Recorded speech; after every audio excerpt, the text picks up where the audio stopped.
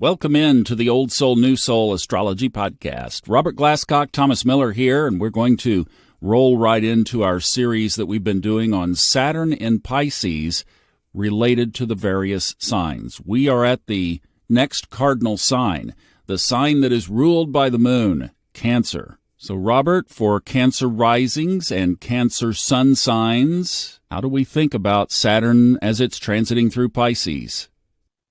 Transiting Saturn in Pisces is in a closing trine to Cancer Sun or Cancer Ascendant. It's in the ninth house position for the next 2 years.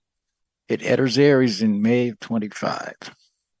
This period in a Cancerian's life, Cancer rising, Cancer Sun, is so prime for spiritual and psychological and metaphysical growth on the one hand. Second of all, that translates into what is referred to as higher knowledge in the sign of Cancer, in the sign of Pisces related to Cancer. So in that ninth house, a lot of Cancerian people may, especially depending on their ages, but even older, be thinking about taking some courses or even going back to school to get some kind of certificate, degree, diploma. They're searching for a deeper, higher knowledge that can make a difference in their lives, really on every level. It's a change in their whole thought processes. Some of this is spirituality. They may find a religious group, for example, that has tremendous appeal to them, and they may join that.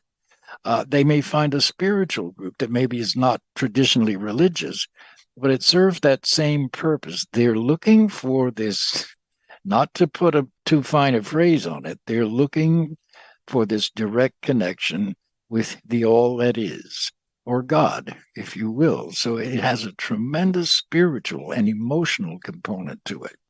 But it also has a very practical in terms of their ambitions. They may be thinking about becoming a counselor of some kind, a psychologist, a teacher, which is very consistent with Cancer rising or Cancer sun signs. It's one of the natural signs of a teacher.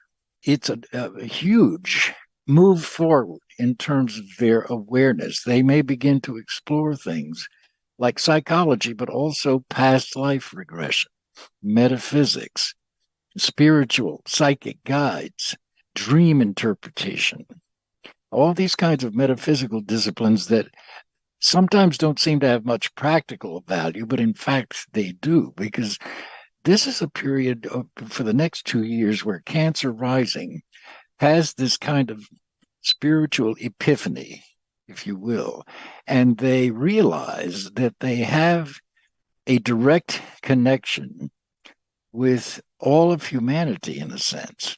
So they often will have a sense of mission that's coming into their lives to help people, to serve disadvantaged segments of society, to join groups or find jobs with organizations, nonprofits, educational institutions that serve different segments of the population. It could be seniors, it could be disadvantaged children, the homeless, the environment. This is a very cause-oriented kind of transit. So they're looking for something much larger outside of their personal spheres to connect with. Part of that can even involve travel, not just going to Las Vegas, but travel in relationship to this kind of awakening spiritually that's going on. They may go to a place like Sedona in this country, or they may go to Machu Picchu, different countries that are associated with spiritual kinds of ley lines, as we call them, so that there's that whole urge to expand and connect with more people outside of their normal sphere, including in other countries. So they can do this travel online as well as actually physiologically getting on planes. But either way, their whole outlook on life is changing in a very positive way. They're getting in touch with a deeper and more real part of themselves. If they've been preoccupied with work and family issues and the day-to-day routines, these next 2 years are taking them beyond those considerations to how can I be of help and service to a larger segment of the population, either in my town, my state, or maybe even globally through the internet. Does that make sense? It does. And I'll tell you what's going through my mind. We talked in the last episode about that closing square when we discussed Gemini. And now you're talking about this closing trine, setting all these things up for the positive. And then in 2.5 years, when it hits that square, it's almost like then there's this pause, shift, redirect. And I agree. And in a lot of ways, the transit of Saturn going through Pisces for Cancerian people is almost like finding your guru, if you will. That can be a literal person. You may meet the Dalai Lama or his equivalent, or you may find a psychic guide, which is a part of yourself. It's not some entity. It is a part of you, but it is greater than you. And it may be personified as a higher guide, a man or a woman with a name. And you can find even more than one with Saturn in Pisces. But experiencing things like psychic guides, reincarnation, metaphysics, and spiritual growth, that's a big part of this. Translate that, though, to the other side of this Saturn in Pisces for Cancers is education. It can be informal, doesn't have to be formal. But if you're looking to become a therapist, let's say, you have to have certain degrees to do that. And the idea of Saturn in work and being committed to some goal that you really yearn to achieve, if it's something you love to do, then it doesn't feel like so much work. But this idea of getting more education and more exposure to bigger and broader ideas and people is a big part of this transit. And certainly the environment is. Getting actively involved in any environmental issues, as well as animal rights, indigenous people's rights, on and on and on. So it's both an emotional and idealistic and frankly spiritual kind of transformation that's going on here. It's a wonderful position for people with Cancer rising. Really Cancer is. sun. I'll tell you, Cancer, and I don't like to bring this in too much, but in my own chart, Cancer sits at the cusp of the second house with no planets in there. And I had this epiphany one day, just staring at the chart. You know how you just stare at your chart and you go, oh, it was one of those, right? It was like, yep. And what I realized is, and you're talking about this whole spiritual theme, and the reason I'm mentioning this is, when I realized that for me, when I had money inspirations from within, they always worked out better than when I sat down and tried to draft a business plan. For example, and people who listen to my other podcasts know my story about getting really integrated into audiobook narrating when I was getting ready to go on a bicycle ride, filling up my water bottles, and I heard this prompt so loud it was earth-shattering that said, email Fred Dodson about narrating his audiobooks. It was clear, it was short, and thank God I set the water bottles down and drafted an email before I went on the bike ride. It was that loud. That worked out. But there are a plethora of ideas and plans that I had in my own head in my younger years before I realized that didn't work out. They're boneyard. So what you're talking about in this ninth house realm also includes this inner drumbeat, this inner inspiration, doesn't it? Absolutely. And really, that's the heart of it. I didn't discover my own psychic guide till I was 35, 38. And it really does become a sort of internal personification of, for lack of a better word, God, or as the Seth books call it, the all that is. But it's the same voice that you hear saying, email Fred Dobson about narrating his audiobooks. It can be something as direct as that.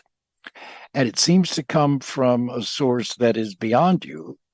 And it is greater than you, but it's also a part of you. These psychic guides are not something separate from us. They're part of us.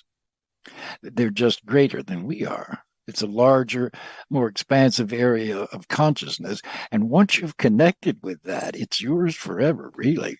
And you can pay attention to it as often or as little as you like, but it's always there. So in a sense, it frees you from having to depend on external sources for that connection with God, so to speak. It's a personal direct, it's like reestablishing the umbilical cord that got cut when you were born. Well, for those of you who are Cancer rising or sun, this would be a really important part of understanding that archetype in your own life, is that it is unique in the way that, and Pisces also does this, Neptune does it, the moon. There are symbols in the chart that connect us with our inner voice, our inner drumbeat. I like to use that, just that cadence of borrowing that Roseanne Cash line about her dad, and the always the rhythm driving behind everything in his life. Well, this is one of those rhythms that you can tune into, and once you get to where you hear it, it is an absolutely beautiful thing. And one of the things that you do, I think what I like to do with it is, whenever you get an inspiration, make sure that what that inspiration or what that little voice or what it was that told you what to do, be sure you're in compliance with that. Be sure you're moving in that direction. And then you wait and you do that the very best you can until you get the next instruction. And you just keep going. There's another element of this Saturn in Pisces transit for Cancerians. And that is, it sounds difficult maybe, and it is. It is the loss of a loved one. Sometimes it's a mate. It can come through divorce. It can come through separation. It can come through death. Either way that it comes, and it doesn't have to be for everybody, but there is this sense of losing a loved one who's been in your life for a long time. It could be a family member. It could be a spouse. It could be a brother and sister. It could be a parent, somebody. The reason for this is to make you realize, where did they go? If it's a divorce, it's different. If it's a death, where did they go? It opens this door for you to become more acquainted with what death is and what it isn't, and how to stay in touch with someone that you've loved and lost, if that makes any sense. But that's also a part of this transit for people with Cancer rising, Cancer sun. Very interesting. Well, this series is amazing. I mean, Robert wanted to do this because it was coming up so much in his readings, and that's why we're doing the Saturn in Pisces series, because it is such a drumbeat for all of us. Cancers, you have an extra advantage. You have that antenna to the home office, as my buddy in Colorado, Hemet, loves to say. And we so much appreciate you listening. We have a plethora of stuff in the show notes, including our shop, where we have T-shirts, coffee mugs, journals. Robert's reading link is in there, and much, much more. Everything we have going on here is there in the show notes. Thanks so much for listening. We really appreciate you. And if you like what we're doing, please leave us a favorable comment in Apple Podcasts if you're listening from there. We'll see you next time on the Old Soul, New Soul Astrology Podcast.